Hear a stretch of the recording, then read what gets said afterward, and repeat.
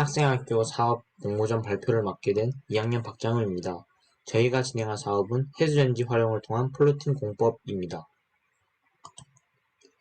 먼저 목차입니다. 목차는 사업 설명, 참여 인원, 필요 예산으로 구성되어 있습니다. 사업 설명입니다. 저희 사업은 크게 세 가지 구조로 구성되어 있습니다. 첫 번째는 해수전지를 활용한 BESS 구축, 두 번째는 간이 구조물의 해수전지 BESS의 적용, 세 번째는 플로팅 건축의 해수전지의 BESS의 적용이 있습니다. 본격적인 사업 설명을 하기에 앞서 먼저 여러가지 이론적 개념들을 설명해 드리도록 하겠습니다. 먼저 플로팅 건축입니다. 플로팅 건축은 물가에 위치하여 부유식 함치 위에 건설되는 모든 건축물을 일컫는 말입니다. 물 위에 바로 건축물을 지을 수는 없으므로 인공부지를 설치하고 그 위에 건축을 하는 모든 방식입니다. 플로팅 건축 시 가장 필요한 것은 푼툰형과 반잠수형 두 가지 형태로 나눌 수 있습니다. 먼저 푼툰형 함체는 일반적인 인공부지 형태로 생각하시면 됩니다. 비교적 단순한 구조를 띠고 있어 제작 비용이 저렴하고 제작도 쉽고 일반적인 플로팅 건축에서는 푼툰형을 많이 활용하고 있습니다. 반면 잠수형 함체의 경우 파랑에 대한 영향을 적게 받기 때문에 해양 구조물에 많이 사용되고 있는 함체입니다. 저희가 사업에서 활용할 플로팅 건축 방식은 반잠수형입니다. 이 반잠수형에서 물에 잠기는 부분을 해수전지 BESS로 교체할 것입니다. 플로팅 건축의 경우 지역개발 잠재력과 필요성이 높은 우리나라에서 그 파급 효과와 적용 가능성이 큰 기술입니다. 특히 플로팅 건축 설계 기술은 서남해안 연안개발 사업과 새만금 사업 해양 엑스포 및 4대강 정비 사업 등과 연계성이 높고 응용 가능성이 높은 기술입니다.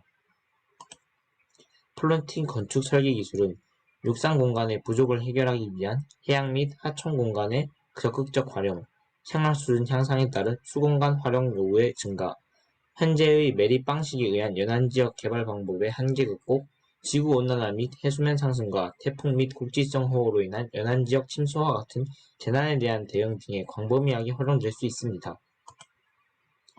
거주용 플로팅 건축은 해양 및 연안 공간을 인간의 정주를 위한 직접적인 대상으로 활용 가능하게 합니다.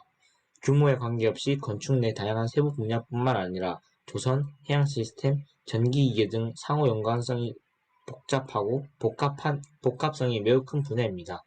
따라서 울산과학고등학교에 다양한 전공을 가진 학생들도 함께 참여할 수 있는 사업이 될 것이고, 건축이라는 분야가 단기간에 끝날 수 있는 프로젝트가 아니다 보니 지속적인 연구가 이루어질 수 있으므로 울산과학고등학교에 적합한 사업이라고 생각합니다. 다음으로 해수전지를 왜 플로팅 공법에 적용시키는지에 대한 이유를 설명드리겠습니다. 플로팅 건축 공법에는 여러가지 장점과 여러가지 단점들이 있는데 그중 핵심 중 하나가 에너지 자립성입니다.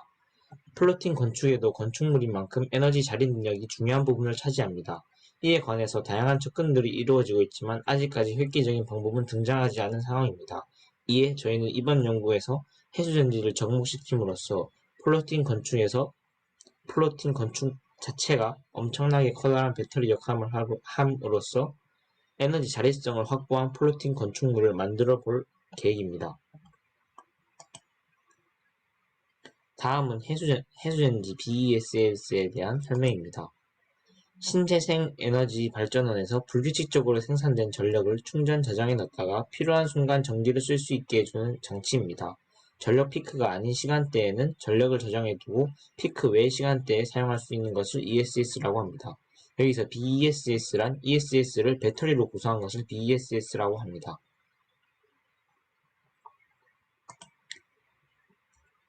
아까 말씀드렸듯이 사업구조는 크게 세 단계로 되어 있는데 사업구조에 대해서 다시 한번 설명드리자면 먼저 플로팅 건축에 적용시킬 해수전지 BESS를 구현한 뒤 보시는 사진처럼 플로팅 건축에 사용될 간이 선착장 등과 같은 간이 구조물에 해수전지 BESS를 적용시켜 볼 것이고 최종적으로는 해수전지 BESS를 적용시킨 해양 플로팅 건축물을 설계하는 것을 목표로 하고 있습니다.